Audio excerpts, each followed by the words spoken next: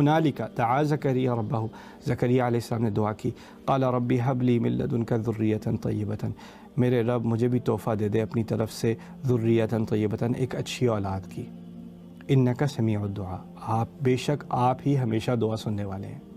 پہلی بات سن لو یہاں پہ، انک سمیع الدعاء، انک سامع الدعاء نہیں، اور انک تسمع الدعاء نہیں، انک سمیع الدعاء، اسم صفہ کا لفظ استعمال ہوا ہے یہاں پر، صفہ کا صیغہ وہ ہوتا ہے ہمیشہ کے لیے۔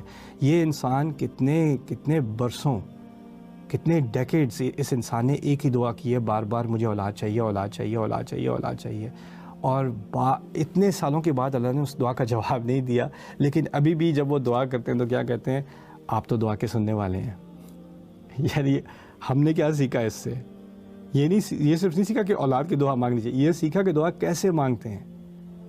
آپ پر نہیں ہے کب اللہ جواب دے گا، اور آپ کو جواب اپنے طور کا نہ ملا ہو تو اس کا مطلب یہ نہیں ہے کہ اللہ آپ کی بات نہیں مانتا، اللہ آپ سے خوش نہیں ہے، اور اللہ آپ کی بات سنتا ہی نہیں ہے۔ اللہ کو پتہ نہیں سنتا بھی ہوگا کہ نہیں میری، نہیں، انک سمیع الدعاء، آپ ہمیشہ سننے والے ہیں دعا کے۔ اب آئیے اس کی طرف کہ انہوں نے مانگا کیا، دیکھیے انہوں نے اپنے سامنے پھل مانگا، انہوں نے بچہ، فرق ہے نا؟ کیوں؟ انسان کیا کرتا ہے، کسی کے پاس گاڑی ہو تو کہتا ہے یا اللہ مجھے بھی ایسی گاڑی چاہیے، کسی کے ہاں بڑی زبردست شادی ہوئی کہ اللہ چاہے ہمارے بچی کی شادی ہو ایسی شادی کروا دے ہماری بچی کی بھی، یعنی ہم کسی اور کو دیکھتے ہیں ہمیں وہی چاہیے جو انہیں چاہیے۔ وہ بھی کہہ دیتے آپ یا اللہ آپ نے ان کو اتنا اچھا پھل دیا، ہمارے یہاں بھی پھل ہو جائیں۔ نہیں، اس کو اللہ نے دیا ہے جس کی اسے ضرورت ہے، مجھے اس کو دیکھ کے اللہ سے وہ مانگنا ہے جس کی مجھے ضرورت ہے۔ تو انہوں نے اللہ تعالیٰ سے کیا مانگا؟ جس کی انہیں ضرورت ہے، اولاد کی۔ پھر سوال پیدا ہوتا ہے ٹھیک ہے اگر انہیں اولاد کی ضرورت ہے، یہ تحفہ ان کو چاہیے اپنے رب سے، کیوں چاہیے؟ اتنی بڑی عمر کے ہو گئے ہیں کہ اگر بچہ ہو بھی گیا تو کتنے سال، 4 5 10 سال 11 سال، پھر ان کی ڈیتھ ہو جانی ہے، کیسے وہ بچے کو کیا کریں گے؟ اس بچے کا وہ انسان کی اولاد ہوتی ہے، اس کے خواب ہوتے ہیں، ارمان ہوتے ہیں کہ بڑا ہوگا، بڑا نام کرے گا، فیملی کا نام کرے گا، ہمیں سپورٹ کرے گا۔ ہمارے ساؤتھ ایشین کلچرز میں تو پولیٹیکلی انکریکٹ ہے کہنا ہمارے بچے تو ہماری انشورنس پلان بن جاتے ہیں نا، تو ہم تو ریٹرن آن انویسٹمنٹ ایکسپیکٹ کرتے ہیں کہ بچہ بڑا ہوگا تو ہمیں پرووائڈ کرے گا۔ اور کلچرز میں نہیں ہے، ہمارے ساؤتھ ایشین کلچرز میں ہے، مسلم ہندو سب میں ہے، رائٹ؟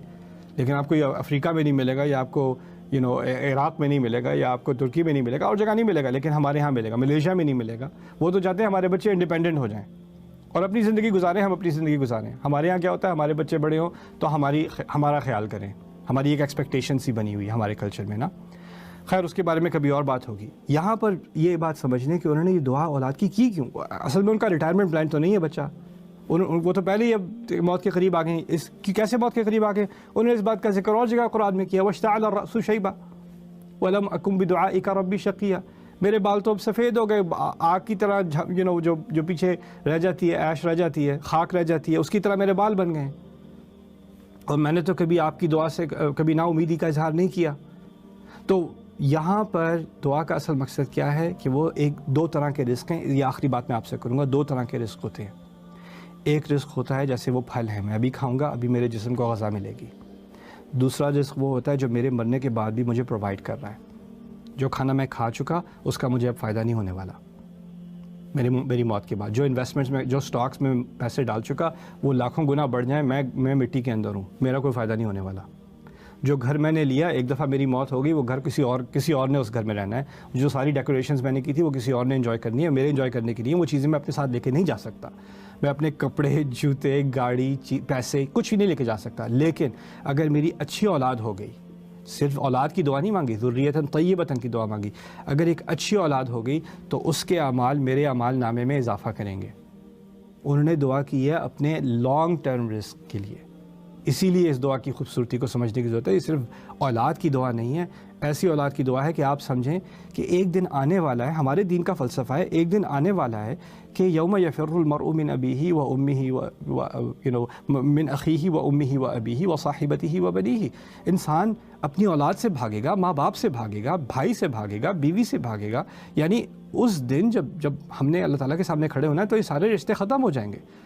یوم تذہل کل مرضعۃ عما ارضعت، ہر دودھ پلانے والی ماں جس کو پلاتی تھی اس کو اٹھا کے پھینک دے گی، اس کو فکر ہی نہیں ہوگی اس دن۔ تو ان کو یہ بات سمجھ آتی ہے کہ اگر اولاد اس دنیا میں چاہیے تو وہ اس لیے چاہیے کہ وہ ہماری آخرت بھی سنوارے، اپنی آخرت سنوارتے سنوارتے ہماری بھی سنوار دے گا.